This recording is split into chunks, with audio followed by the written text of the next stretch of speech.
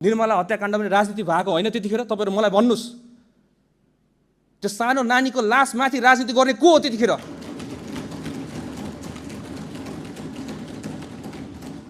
तपाईँले सोध्नु होला जतिजना मान्छेले त्यसलाई स्टन्टबाजी भन्नुभयो, क्यामेरा लिएर हिँड्छ भनेर।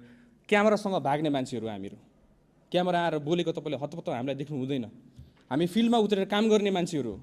हामीलाई त्यति राम्रोसित बोल्नु आउँदैन होला, तर राम्रोसित काम चाहिँ गर्नु आउँछ, आफ्नो देशलाई जोगाउनु आउँछ। चाहे तपाईँ नै होस्, तपाईँको जिम्मेवारी पनि हाम्रै टाउकोमा छ। हामीले नै त्यो जिम्मेवारी निर्वाह गरेर हामी तपाईँको पनि सुरक्षाको लागि हामी खटिरहेछौँ। हामीले कहिले पनि भनेको छैनौँ कुनै दल कुनै पार्टी भनेर हामीले छुट्याएको छैनौँ यहाँ। तर पहिला के हुन्थ्यो, हामी पहिला बस्दाखेरि एउटा नागरिक भएर हेर्दाखेरि के हुन्थ्यो, यताबाट एकजना उफ्रिनुहुन्थ्यो, उताबाट अर्कोजना उफ्रिनुहुन्थ्यो, दिनभरि त्यो ड्रामा हुन्थ्यो हाम्रोबाट यहाँ। तर अब हामी नसुध्रेर कहिले सुध्रिने? त्यही भएर हामीले हिजो अथाक प्रयास गरेको, प्लेन श्री एयरलाइन्स रेडी गरेको, पर्मिसनहरू लिनुपर्छ लिएकै हो, तर डक्टर्सहरूले स्टेबल राख्नु पर्यो, पेसेन्टलाई स्टेबली ट्रान्सफर गर्नु पर्यो। अब उहाँको ब्लड प्रेसरै लो भइसकेको थियो।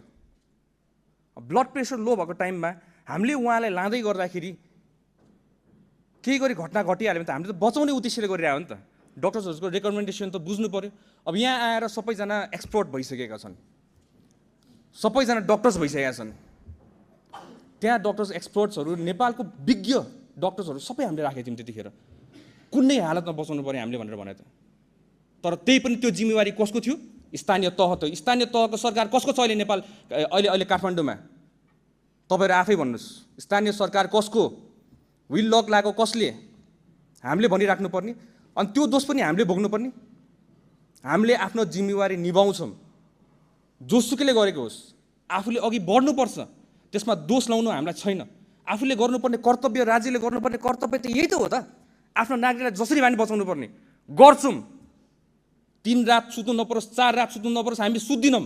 आफ्नो नागरिकलाई बचाउँछौँ, हामी प्रयास गरेकै हो मान्छेहरू। र अहिले आउँदाखेरि आफ्नै साथीभाइहरू मान्छेहरू जो अगाडि एउटा बोल्नुहुन्छ पछाडि अर्कै बोल्नुहुन्छ, चित्त बुझ्दैन रहेछ यो। अगाडि जसरी बोल्नु भएको छ त्यसरी नै पछाडि बोल्नु पर्यो। अगाडि आउनुहुन्छ मान्छेहरूले एकदम ल भन्दै घुलमिल गरेर बोल्नुहुन्छ, पछाडि गरेर के गरेर बोल्नु भएको थियो? सदनमा जे बोल्नुहुन्छ त्यसै गरी हामीलाई बाहिर पनि ट्रिट गर्नु न, अनि पो हामीलाई थाहा हुन्छ त।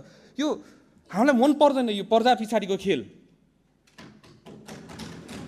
त्यही भएर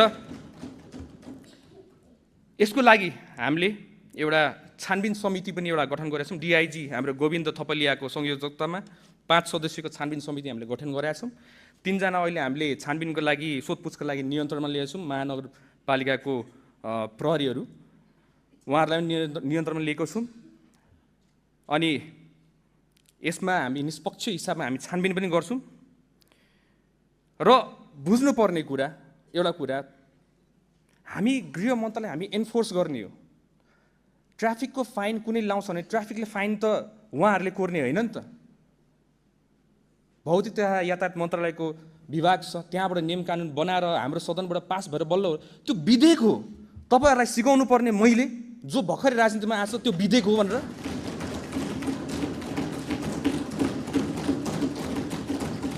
मलाई भन्नुभएको होइन तपाईँहरूले, कतिजना मानिसहरूले मलाई भन्नुभयो होइन संविधानको स थाहा छैन यहाँ आएर भने। अहिले आएर संविधानको स थाहा नहुने मान्छेले तपाईँलाई संविधान सिकाउनु पर्ने यो दिन आएको हो यो सदनमा। त्यही भएर मान्छेहरू यो सम्मानित सदनको गरिमा राखिराखौँ इन रेस्पेक्टेड वे। नेपाली जनताले धेरै आशा गरेका छन् यसपालि हामीबाट, तपाईँबाट पनि आशा गरेका छन्, हामीबाट पनि आशा गरेका छन्। र यसमा पक्ष र विपक्ष भन्नाले एउटै डुङ्गामा चढेर जाउँ न एउटा नेपाल राम्रो बनाउनको लागि। के छ र? गल्ती हाम्रो भयो भने हामी सुधारौँला, गल्ती तपाईँबाट सुधारौँला। किन यो भेदभाव कति गर्ने हामीले? यो कति हेर्ने? नेपाली जनताले कति सहने? र यसलाई अहिले आएर कसैको पीडालाई राजनीतिकरण गर्ने कसैको पीडालाई, यस्तो त गर्नु भएन नि हजुर। यो त इस्यु होइन नि त। निर्मला हत्याकाण्ड पनि राजनीति भएको होइन त्यतिखेर?